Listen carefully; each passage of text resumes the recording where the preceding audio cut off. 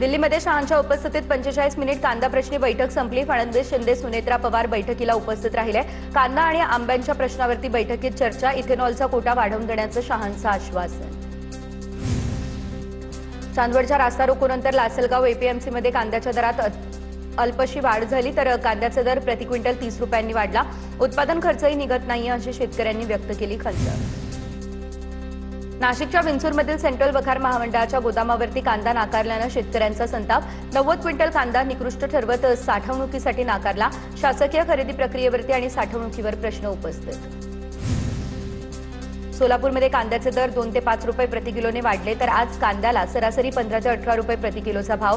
कांद्याचे दर काही प्रमाणात वाढले असले तरी ते समाधानकारक नाही अशी शेतकऱ्यांची भावना। नाफेडकडून आता 8 दिवसांमध्ये केवळ 50 टन कांदा खरेदी। शेतकऱ्यांची खरेदी केंद्राकडे पाठ। नाशिक जिल्ह्यातील 18 खरेदी केंद्रांवर अत्यल्प प्रतिसाद। कमी दर, जनजागृतीचा अभाव आणि खरेदी केंद्रांवरील गैरसोय, त्यामुळे शेतकरी नाराज।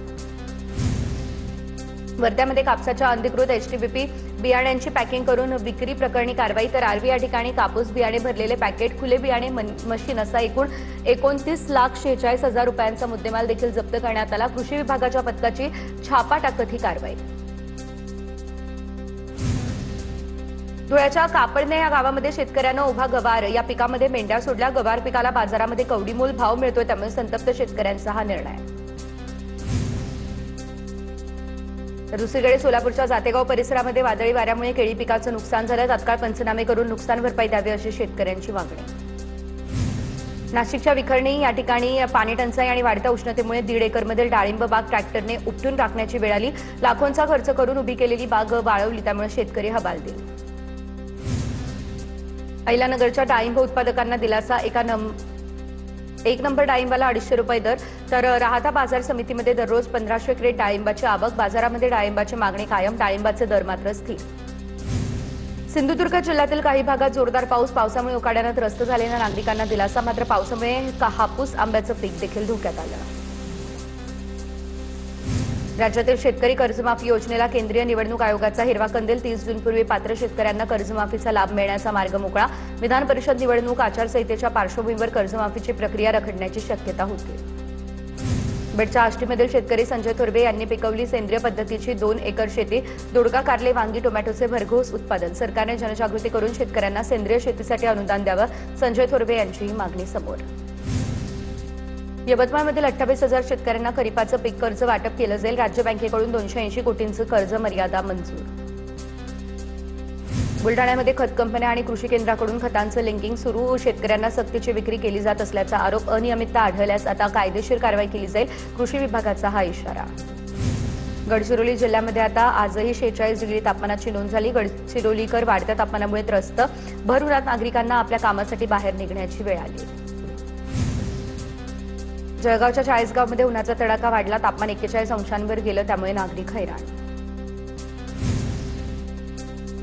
वर्धा जिल्ह्यामध्ये सलग दुसऱ्या दिवशी 46 अंश सेल्सिअस तापमानाची नोंद झाली। दिवसभर उन्हाच्या चटक्यांनी नागरिक हैराण। सकाळी 10 वाजेपासून उन्हाचे चटके जाणवतोय। तीव्र उन्हामुळे जनजीवन प्रभावित। गोंदियामध्ये उष्णतेची तीव्रता कायम। जिल्ह्याचं तापमान 45.2 अंशांवर। वाढत्या उष्णतेमुळे उकाड्यानं नागरिक हैराण। दुपारच्या वेळेत रस्त्यांवर शुकशुकाट। पुढील काही दिवसात तापमान आणखी वाढण्याचा अंदाज। अकोला जिल्ह्यामध्ये पुढील 2 दिवस उष्णतेचा तडाखा आणखी वाढण्याचा अंदाज। हवामान विभागानं 27 आणि 28 मे रोजी उष्ण लाटेचा इशारा दिला। जिल्ह्यात तापमानाचा पारा 40शी पार गेला। नागरिकांना काळजी घेण्याचं आवाहन।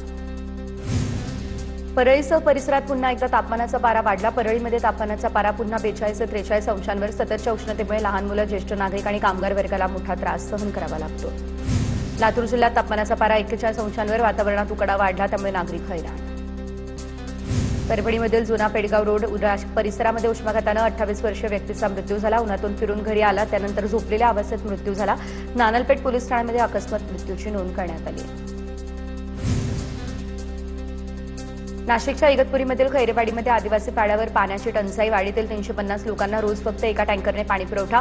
प्रत्येक कुटुंबाला फक्त 2 हंडे पाणी मिळतंय, त्यामुळे आणखी एक टँकर वाढवण्याची मागणी केली जाते। वर्ध्याच्या आष्टी तालुक्यातील बांबर्डी गावामध्ये पाणी टंचाईने नागरिक त्रस्त। 1.5 ते 2 किलोमीटरवरील शेतात विहिरीतून आणावे लागते पाणी। माळेगाव तलावातील पाणीसाठा कमी होत असल्यानं नागरिकांना करावी लागते पाण्यासाठी वणवण। परभणीच्या टाकळी बोबडे या गावामध्ये चक्रीवादळासह अवकाळी पावसानं मोठं नुकसान झालं। वादळी वाऱ्यामुळे घरांचे पत्रे उडाले, सोलार पॅनल तुटले, विद्युत पुरवठा देखील खंडित। हिंगोलीच्या कळमनुरी तालुक्यातील कसबे धावंडा या ठिकाणी वादळी वाऱ्यासह मान्सूनपूर्व पाऊस कोसळला। वादळी वाऱ्यामुळे जिल्हा परिषद शाळेचे पत्र्याचे शेड कोसळले, शाळेचं मोठं नुकसान झालं। पंचनामे करून शाळेची दुरुस्ती करण्याची मागणी केली जाते। गोंदियामध्ये इंधन दरवाढी विरोधात काँग्रेस आक्रमक। गोंदिया शहरातील जयस्तंभ चौकातील जोरदार आंदोलन, काँग्रेस कार्यकर्त्यांची केंद्र सरकार विरोधात तुफान घोषणाबाजी। जळगावच्या मुक्ताईनगर या ठिकाणी रक्षा खडसेंच्या पेट्रोल पंपावर काँग्रेसचं आंदोलन। रक्षा खडसेंच्या पंपावर डिझेल संपलं, त्यामुळे काँग्रेसकडून निषेध। पंपावरती आता काँग्रेस कार्यकर्त्यांनी मेलोडी चॉकलेटही वाटले। सिंधुदुर्गमधील कुडाळमध्ये पेट्रोल डिझेल दरवाढ विरोधात ठाकरेंच्या शिवसेनेचं आंदोलन। वाढत्या महागाईसाठी केंद्र सरकारला जबाबदार धरत जोरदार घोषणाबाजी केली। संभाजीनगरमध्ये पेट्रोल डिझेलच्या दरवाढी विरोधात काँग्रेसनं आंदोलन केलं। काँग्रेस पदाधिकाऱ्यांची सरकार विरोधात जोरदार घोषणाबाजी। पेट्रोल आणि डिझेलच्या मुद्द्यावरती भंडाराच्या लाखांदूर या ठिकाणी युवक काँग्रेस आक्रमक। जोरदार घोषणा देत सरकारचा निषेध। अनेक पेट्रोल पंपांवर शेतकऱ्यांना कॅन किंवा बॅरलमध्ये डिझेल देण्यास नकार देण्यात आला। एप्रिल महिन्याच्या तुलनेत मे महिन्यामध्ये 31% अतिरिक्त डिझेलची विक्री। मुख्यमंत्र्यांच्या वक्तव्याला वाशिमच्या जिल्हाधिकाऱ्यांचा दुजोरा। वाशिम जिल्ह्यामध्ये डिझेल तुटवड्याची समस्या निर्माण झालेली। गडचिरोलीमध्ये 7 पेट्रोल पंपांवरती पेट्रोल डिझेलच्या नो स्टॉकचे फलक। नागरिकांना पाण्यासाठी पेट्रोल डिझेलसाठी करावी लागते भटकंती। पेट्रोल डिझेल उपलब्ध करून देण्यात जिल्हा प्रशासन अपयशी। अमरावतीमध्ये स्कूल बस व्हॅनच्या मासिक शुल्कामध्ये तब्बल 25% दरवाढ। चालक मालक वाहतूक संघटनेचा हा निर्णय। विद्यार्थी आणि पालकांना आर्थिक फटका देखील बसेल। अहिलानगरच्या शिर्डीमध्ये अनेक पंपांवर डिझेल संपल्याचे फलक। भाविक आणि वाहनधारकांवरती इंधनासाठी भटकंतीची वेळ ओढावली। मुख्यमंत्र्यांनी केलेल्या वक्तव्यावर वाशिम जिल्ह्यातील शेतकरी संतप्त। आमच्याकडे खतं बियाणे घेण्यासाठी पैसे नाही, डिझेलचा अतिरिक्त साठा कसा करणार? संतप्त शेतकऱ्यांचा सवाल। शेतकऱ्यांनी डिझेलचा साठा करून ठेवल्यानं टंचाई निर्माण झाली। मुख्यमंत्र्यांनी हे वक्तव्य केलेलं। जळगावच्या सावखेडामधील तापी नदी पात्रामध्ये 200 लिटरच्या टाक्यांमध्ये डिझेलचा साठा आढळला। वाळू उपसा करणाऱ्या वाहनांसाठी इंधनाचा साठा केल्याची माहिती। दरम्यान सामान्य नागरिकांना इंधनासाठी वणवण करावी लागते। असं असताना नदीपात्राजवळ 200 लिटर डिझेल कसं आलं हा प्रश्न। पुण्यातल्या जनता वसाहतीमधील भारत गॅस कंपनीच्या सिलेंडरमधून 3 ते 4 लिटर पाणी निघाल्याचा एक व्हिडिओ सध्या व्हायरल झाला। गॅस सिलेंडर वापरत असताना कमी दाब जाणवला, त्यामुळे सिलेंडरची तपासणी केलेली। तपासणीमध्ये 3 ते 4 लिटर पाणी निघालं, त्यामुळे नागरिकांकडून संताप व्यक्त। पक्षाचा कोणत्याही नेत्यांनी राजीनामा देण्याच्या सूचना दिलेल्या नाही। पक्षामध्ये आपल्या राजीनाम्याची कोणतीही चर्चा नाही, या केवळ माध्यमांमध्ये चर्चा। राजीनाम्याच्या बातम्यांवरती अजित पवार गटाचे आमदार इद्रिस नायकवडी यांचा हा खुलासा। अस्वच्छता आणि गैरकारभाराच्या तक्रारीनंतर खासदार प्रतिभा धानोरकर यांच्याकडून चंद्रपूर जिल्हा सामान्य रुग्णालयाची पाहणी। 15 दिवसांमध्ये रुग्णालयातील सुधारणेबाबत धानोरकरांकडून समाधान व्यक्त।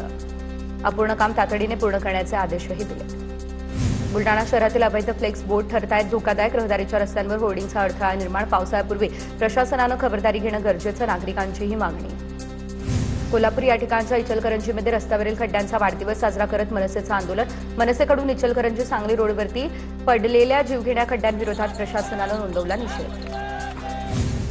अहिलानगरच्या पाथर्डी पोलीस ठाण्यासमोर आता वंचितनं ठिय्या आंदोलन केलं। विठ्ठल खर्चन यांच्या मृत्यूप्रकरणी वंचित आक्रमक। पोलिसांच्या हलगर्जीपणामुळे विठ्ठल खर्चन यांचा मृत्यू झाला असा गंभीर आरोप। कोल्हापूरमध्ये आता सीपीआर रुग्णालयातील कार्यालय ताब्यात घेण्यावरून 2 अधिकाऱ्यांमध्ये वाद।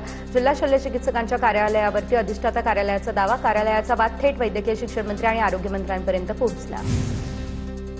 पंढरपूरमध्ये आज पुरुषोत्तम अधिक मासातील एकादशीचा सोहळा। दरम्यान शहरामध्ये सोहळा सुरू असल्यानं बकरी ईदला कुर्बानी न देण्याचा मुस्लिम बांधवांचा हा निर्णय। मुस्लिम बांधवांच्या निर्णयाचं सर्व स्तरांमधून केलं जातंय स्वागत। जळगावच्या सराफ बाजारामध्ये सोनं आणि चांदीच्या दरात मोठी घसरण। सोन्याच्या दरात 1200 रुपयांची, चांदीच्या दरात 2000 रुपयांची घसरण। सोन्याचा दर 1,59,444 रुपयांवर, चांदीचा दर 2,72,950 रुपयांवर पोहोचला। नाशिकच्या मालेगावमध्ये ऑक्सिटोसिन इंजेक्शनच्या 5,000हून अधिक बाटल्या जप्त। पोलिसांकडून 3 जणांविरोधात गुन्हा दाखल आणि 7,04,000चा मुद्देमाल देखील हस्तगत केला। चंद्रपूर 15 दिवस आधीच होणार ताडोबाची कोअर सफारी बंद। 15 जूनपासून 30 सप्टेंबरपर्यंत पर्यटकांना ताडोबाच्या कोअर झोनमध्ये सफारी करता येणार नाही। राज्याच्या वन्यजीव विभागानं आदेश जारी केले। गडचिरोलीमध्ये माओवादी पुन्हा ऍक्टिव्ह झाल्याचं बोललं जात आहे। नक्षलवाद्यांची JSW कंपनीच्या अधिकाऱ्यांना ठार मारण्याची धमकी देणारं पत्र हे आढळलं, त्यामुळे खळबळ। JSW कंपनीचे एटापल्लीच्या वटेलीमध्ये नवीन लोह खनिज प्रकल्प सुरू होणार, त्यामुळे धमकी आल्याची माहिती।